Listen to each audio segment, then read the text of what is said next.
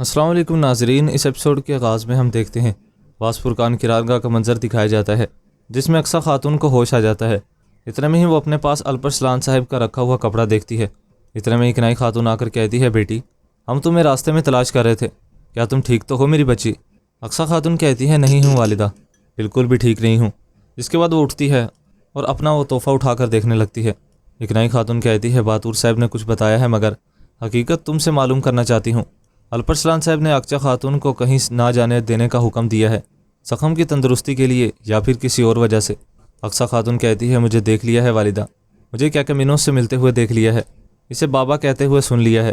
کنائی خاتون یہ سن کر کافی حیران ہوتی ہے اور کہتی ہے، سمجھ گئی ہوں، پہلے یہاں سے نکل جائیں پھر باقی دیکھ لیں گے، ٹھیک ہے؟ سفر کرنے کی طاقت ہے تمہیں؟ اقصیٰ ہاں میں اپنا سر ہلاتی ہے۔ اس کے بعد وہ لوگ وہاں سے جانے لگتے ہیں۔ مرو قبیلے کا منظر دکھایا جاتا ہے۔ چاغری صاحب کہہ رہے تھے، ینال صاحب نے کس حیثیت سے قرارگاہ پر قبضہ جمایا ہے؟ الپرسلان کو گرفتار کرنے کی ہمت کیسے ہوئی؟ سلیمان کہتا ہے، یا تو دماغ خراب ہو گیا ہے یا پھر غلط فہمی ہو گئی ہے جناب۔ اربز خان کہتا ہے، میرا نہیں خیال کہ ینال بھائی جان کچھ بھی بغیر سوچے سمجھے نہیں کرتے۔ چاغری صاحب کہتے ہیں، فوراً تیاری کرو، ینال نے جو کیا ہے ایسا حساب لیا جائے گا اور اس سے پتہ کرتے ہیں۔ ادھر دوسری جانب واس فرقان قرارگاہ کا منظر دکھایا جاتا ہے۔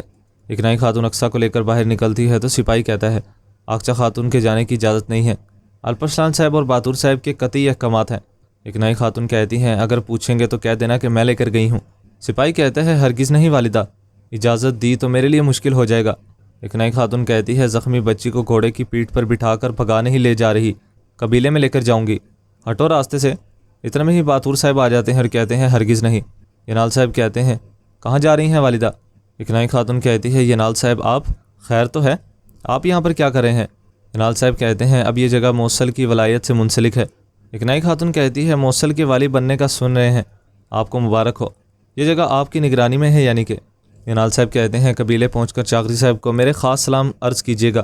ایک نئی خاتون کہتی ہے، بالکل پہنچا دوں گی، مگر قبیلے جانے کے لیے سپاہی کی اجازت ضروری ہے؟ ینال صاحب کہتے ہیں، کیا مطلب ہے اس کا؟ باتور صاحب کہتے ہیں، خاتون یہاں پر نظر بند ہے ینال صاحب، الپرسلان صاحب کا حکم ہے۔ ینال صاحب کہتے ہیں، اب یہاں کا حکمران میں ہوں، آپ لوگ جہاں چاہیں جا سکتے ہیں۔ اس کے بعد ایک نئی خاتون وہاں سے چلی جاتی ہے۔ ادھر دوسری جانب جنگل کے اندر سردار الپرسلان صاحب کو قید کر کر لے کر جا رہا تھا۔ الپرسلان صاحب اندر موجود تھے۔ اتنے میں ہی سردار الپرسلان صاحب کے پاس آتا ہے۔ ادھر دوسری جانب جنگل میں امیر بوزان موجود تھا اور کہہ رہا تھا، الپرسلان کو جیل منتقل کرنے کی خبر لا کر تم نے ہمارے مقصد کی بڑی خدمت کی ہے۔ وہاں پر الپرسلان کا سپاہی ایک غدار تھا اور کہہ رہا تھا، آپ کی اور مقصد کی خدمت بڑے شرف کی بات ہے عظیم ناطق۔ اتنے میں ہی وہاں پر الپرسلان صاحب کا قافلہ گزر رہا تھا۔ بوزان کہتے ہیں، ہاں نظر آ گئے ہیں، زنجیروں سے جکڑے ہوئے اور اس سے بھی بڑھ کر بغیر سپاہیوں والا الپرسلان اب ہماری مٹھی میں ہے، ٹوٹ پڑو فدائیوں۔ اس کے بعد بازنطینی فوج ان پر حملہ کر دیتی ہے۔ بوزان کہتے ہیں، غیر موجودگی محسوس کیے جانے سے پہلے ہی ہمیں لوٹ جاؤ، ہمیشہ آنکھیں اور کان کھول کر رکھنا۔ وہاں سے سپاہی چلا جاتا ہے۔ ادھر دوسری جانب ہم دیکھتے ہیں، ینال صاحب کہہ رہے تھے، سلجوقی پرچم ایسی شان سے لہراؤ کہ پتہ چل جائے کہ قرارگاہ اب چاغری صاحب کے بیٹے الپرسلان کی نہیں ہے، سلجوقیوں کی ہے، اور موصل کا والی ہونے کی حیثیت سے صرف میری ماتحتی میں ہے۔ دیوجن کہتا ہے، اور الپرسلان صاحب؟ دیوجن کہتا ہے، اور الپرسلان صاحب؟ ینال صاحب کہتے ہیں، امید ہے کہ بازنطینیوں کو اتنی تربیت تو دی گئی ہوگی کہ چھوٹے اور عام جملے سمجھ سکیں، مگر پھر بھی علم میں لانا چاہتا ہوں کہ قرارگاہ کی زمین پر حکم موصل کے والی ابراہیم ینال کا ہے۔ دکاس کہتا ہے، ہمارے نزدیک ناموں کی ذرا برابر بھی اہمیت نہیں ہے، آپ سے معاہدہ ہونے کا یقین ہے ہمیں۔ ینال صاحب کہتے ہیں، بہترین ایلچی کم بولنے والا اور بہترین سننے والا ہوتا ہے، کیا کہنا چاہتے ہو؟ دکاس کہتے ہیں، گوکتک صاحب کی جان کے بدلے میں قرارگاہ واپس حاصل کرنا چاہتے ہیں۔ ینال صاحب کھڑے ہو کر کہتے ہیں، اس قرارگاہ کے لیے ہم نے 10 شہید پیش کیے ہیں، اب تم لوگوں کو لگتا ہے کہ ایک جان کے بدلے قرارگاہ یعنی کہ چھاونی واپس دے دیں گے؟ قرارگاہ تو دور کی بات ہے، ایک پتھر تک نہیں دیں گے، اور گوکتک سردار کو بتا دو کہ جان دیں گے مگر قرارگاہ کا ایک پتھر تک حوالے نہیں کریں گے۔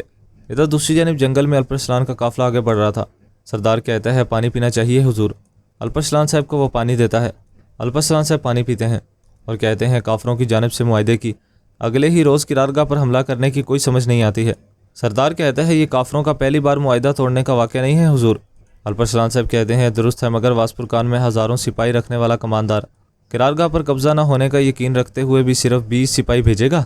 ینال صاحب کو کس نے بلایا تھا؟